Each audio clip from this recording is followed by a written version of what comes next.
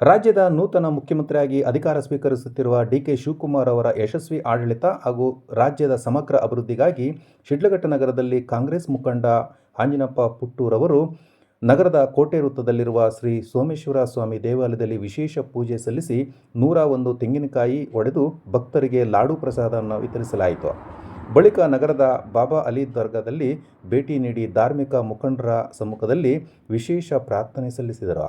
ಶಿಡ್ಲಘಟ್ಟ ನಗರದ ಬಸ್ ನಿಲ್ದಾಣದ ಸಮೀಪದ ಶ್ರೀ ಸಲ್ಲಾಪುರಮ್ಮ ದೇವಾಲಯದಲ್ಲಿ ಪೂಜೆ ಸಲ್ಲಿಸಿ ಸಾರ್ವಜನಿಕರಿಗೆ ಬಿರಿಯಾನಿ ವಿತರಿಸಿ ಮಾತನಾಡಿದ ಕಾಂಗ್ರೆಸ್ ಮುಖಂಡ ಆಂಜಿನಪ್ಪ ಪುಟ್ಟು, ರಾಜ್ಯದ ನೂತನ ಮುಖ್ಯಮಂತ್ರಿಯಾಗಿ ಅಧಿಕಾರ ಸ್ವೀಕರಿಸಿರುವ ಡಿಕೆ ಶಿವಕುಮಾರ್ ಅವರ ಆಶೋತ್ತರಗಳಿಗೆ ಸ್ಪಂದಿಸುವ ಆಡಳಿತ ನೀಡಲಿದ್ದು, ಅವರ ಜನನಾಯಕತ್ವದಲ್ಲಿ ಕರ್ನಾಟಕದ ಅಭಿವೃದ್ಧಿಯ ಹೊಸ ದಿಕ್ಕಿನತ್ತ ಸಾಗಲಿದೆ.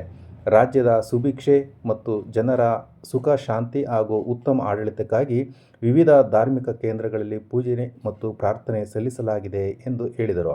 ಈ ಸಂದರ್ಭದಲ್ಲಿ ಕೆಎಂಎಫ್ ಮಾಜಿ ನಿರ್ದೇಶಕ ಶ್ರೀನಿವಾಸ ರಾಮಯ್ಯ, ಮುಖಂಡ ರಾಜ್ಕುಮಾರ್, ಬೂದಾಳ್ ವರದರಾಜ್, ರಾಮಾಂಜನೇಯ, ಅಶ್ವಥ್ ರೆಡ್ಡಿ, ಅಶ್ವಥ್, ದೇವರಾಜು, ಧರ್ಮಘಟ್ಟ ಕೃಷ್ಣಪ್ಪ, ಮಂಜುನಾಥ್, ಮಹೇಶ್ ಸೇರಿದಂತೆ ಕಾಂಗ್ರೆಸ್ ಮುಖಂಡರು ಮತ್ತು ಕಾರ್ಯಕರ್ತರುಗಳು ಉಪಸ್ಥಿತರಿದ್ದರು.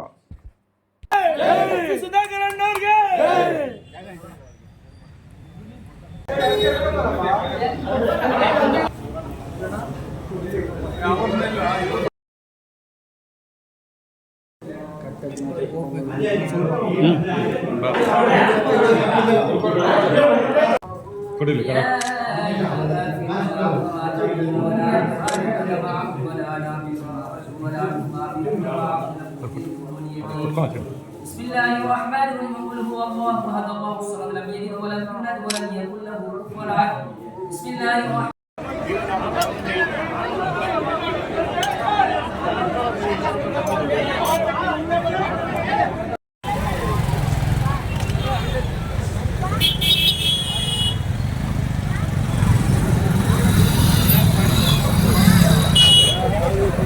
ಕರ್ನಾಟಕ ರಾಜ್ಯದಲ್ಲಿ ಒಂದು ವಿಶೇಷವಾದಂಥ ಐತಿಹಾಸಿಕ ದಿನ. ಮಾನ್ಯ ಡಿ ಕೆ ಶಿವಕುಮಾರ್ ಸಾಹೇಬರು ಮುಖ್ಯಮಂತ್ರಿಗಳಾಗಿ ಪ್ರಮಾಣ ವಚನ ಸ್ವೀಕಾರ ಮಾಡ್ತಾ ಇರೋಂಥ ಒಂದು ಶುಭಗಳಿಗೆ ನಾವೆಲ್ಲರೂ ಸಹ ಸಾಕ್ಷಿಯಾಗಿರೋಂಥದ್ದು.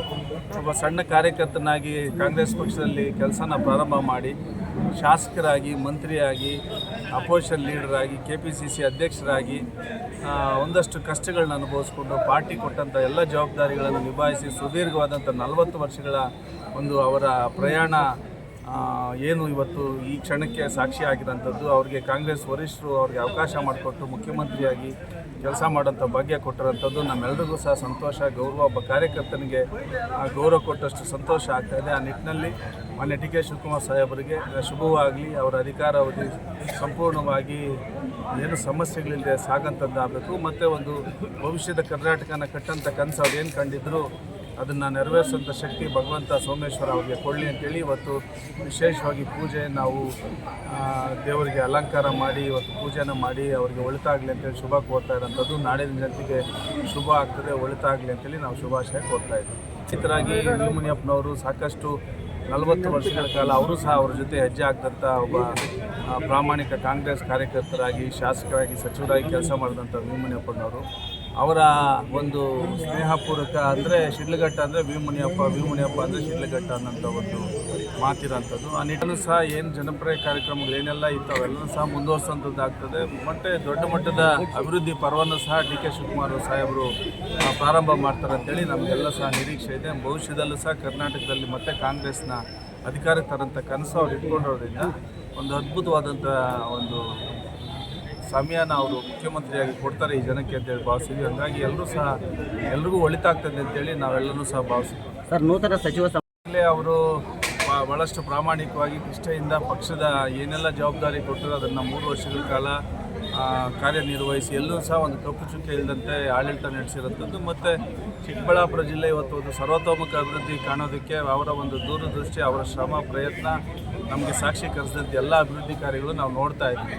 ಅದನ್ನೆಲ್ಲನೂ ಸಹ ವರಿಷ್ಠರು ಮನಗಂಡು ಮತ್ತು ಉನ್ನತ ಶಿಕ್ಷಣ ಇಲಾಖೆಗೆ ಹಿಂದೆಂದೂ ಕಾಣದಂಥ ಒಂದು ಆಧುನಿಕ ಸ್ಪರ್ಶ ಮತ್ತು ತಂತ್ರಜ್ಞಾನ ಬಳಸುವಂಥದ್ದು ಮತ್ತು ಭ್ರಷ್ಟಾಚಾರ ರಹಿತ ಅಧಿಕಾರನ ಕೊಡೋಂಥ ನಿಟ್ಟಿನಲ್ಲಿ ಮೊದಲ ಹೆಜ್ಜೆ ಇಟ್ಟಿರೋಂಥವರು ಅಲ್ಲಿ ಮಾನ್ಯ MC ಸುಧಾಕರ್ ಅಣ್ಣವರು ಮೊದಲಿಗರಾಗಿ ನಿಂತ್ಕೊಳ್ತಾರೆ. ಅಂಥವ್ರನ್ನ ವರಿಷ್ಠರು ಮುಂದಿನ ದಿನಗಳಲ್ಲಾದರೂ ಗುರುತಿಸಿ ಅಧಿಕಾರ ಕೊಡ್ತಾರೆ ಅಂತೇಳಿ ನಮ್ಮ ಭಾವನೆ. ಹಾಗಾಗಿ ಅವ್ರಿಗೆ ಶುಭ ಆಗಲಿ ಅಂತೇಳಿ ಶುಭ ಕೋರ್ತೀವಿ.